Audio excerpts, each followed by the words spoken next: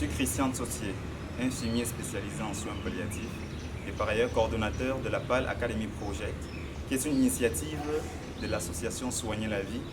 qui a pour but de répandre la culture de soins palliatifs à travers l'éducation d'une part et la promotion de la prestation des services de soins d'autre part, et aussi l'amélioration de l'accès des traitements aux patients qui souffrent de cancer. Et cette formation est organisée avec le soutien et la collaboration de la Fondation Mainel et de l'ONG Palliatifs sans frontières. Donc, je suis déjà très content, j'ai envie de dire satisfait que cette formation ait pu avoir lieu dans la mesure où, pour répandre cette culture de soins palliatifs dont je parlais tantôt, il est question d'avoir des professionnels bien formés qui contribueront à cette diffusion de cette culture, à cette promotion de soins. C'est la raison pour laquelle cette formation intitulée « Devenir professionnel de soins palliatifs » a été organisée ici à la salle de séminaire du centre d'études de Nolanga dans le but de former des personnes aptes et bien outillées, pour faire simple, compétentes, qui porteront ce projet à maturité.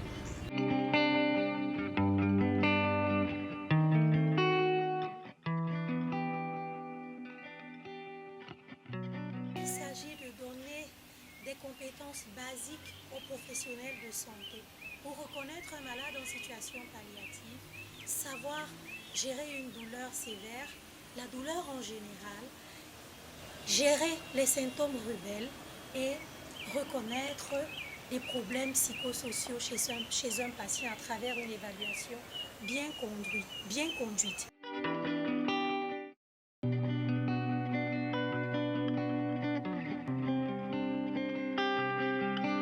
Par rapport à cette formation par l'Academy Project, je pense que c'est une initiative louable parce que quand on parle de soins palliatifs, très peu de personnes connaissent déjà de quoi il est question, et chaque fois qu'un projet du genre est mis sur pied, c'est tout naturellement que nous, psychologues, tous ceux qui font dans les sciences humaines, nous rapprochions et apportions d'une manière ou d'une autre notre part de contribution à la réussite de l'événement.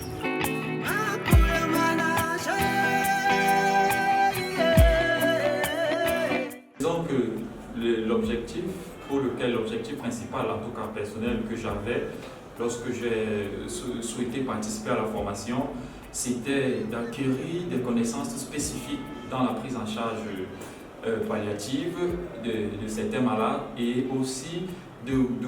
connaître quelles sont les pratiques des professionnels, ceux qui ont une plus grande expérience dans les soins palliatifs, quelles sont les pratiques, quelle est l'approche qu'ils ont dans les soins palliatifs, quels sont les différents challenges auxquels ils font généralement face, les solutions qu'ils mettent en place.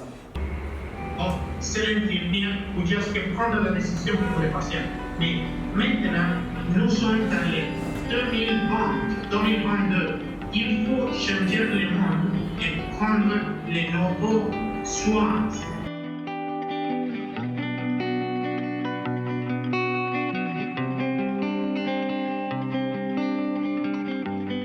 I'm very delighted to be part of this wonderful training that has been going on for some weeks now, called the PAL Academy Project 2022. So I'm very delighted because this has really impacted my vision on the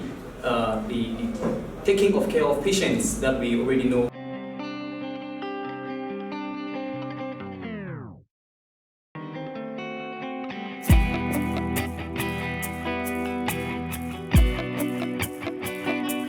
Biggest impression and what impacted me most is the fact that you have people who are specialized in palliative care.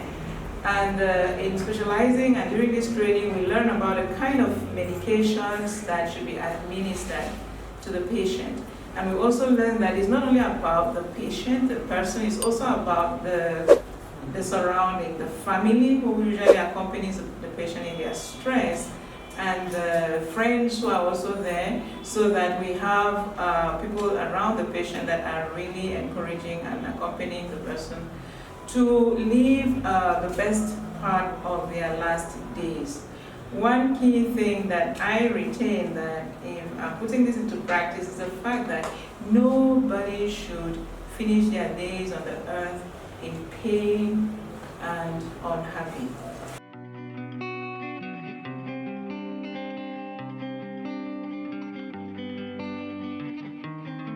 Dans la pratique quotidienne, nous savons que les soins palliatifs, c'est capital à un moment de la prise en charge des pathologies chroniques. Il faut accompagner, il faut soulager, il faut avoir le temps pour le malade. Ce n'est pas seulement par les médicaments qu'on soigne, mais l'écoute, le fait d'être proche du patient est capital.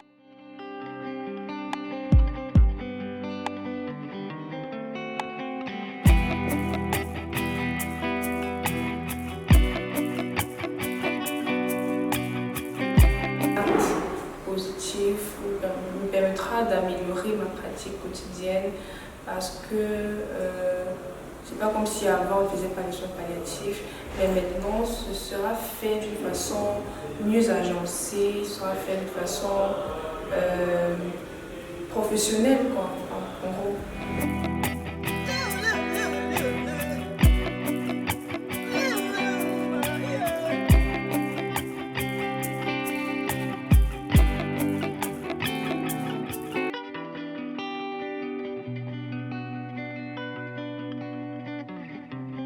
Au niveau du Cameroun, une formation du genre servira dans un premier temps de modèle, donc il ira plutôt dans le sens de la sensibilisation déjà, et à partir de la formation au niveau d'ici, tous ceux qui partiront de là vont aller vulgariser ce qu'ils auraient appris et ça fera que les soins palliatifs vont progressivement s'étendre dans sur toute l'étendue du territoire camerounais.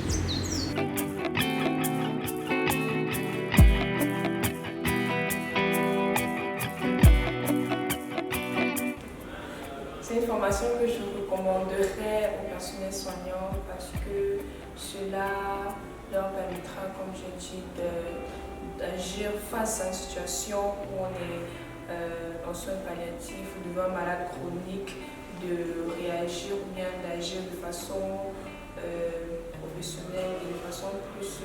pratique.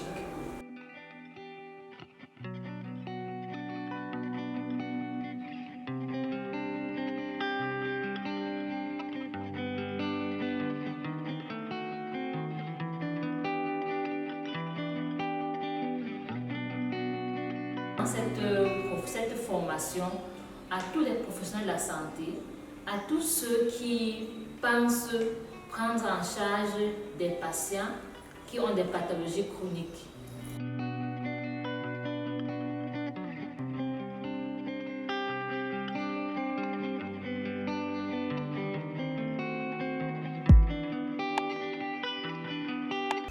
Ce sont donc là des médecins, des infirmiers qui peuvent servir de référents dans les services pour identifier les patients en situation palliative avancée et pouvoir poser les premiers gestes, les accompagner et les référer le cas échéant dans une unité de soins palliatifs comme peut-être celle de Saint-Martin de Porres ou alors dans un service d'oncologie où il y a des médecins formés en soins palliatifs.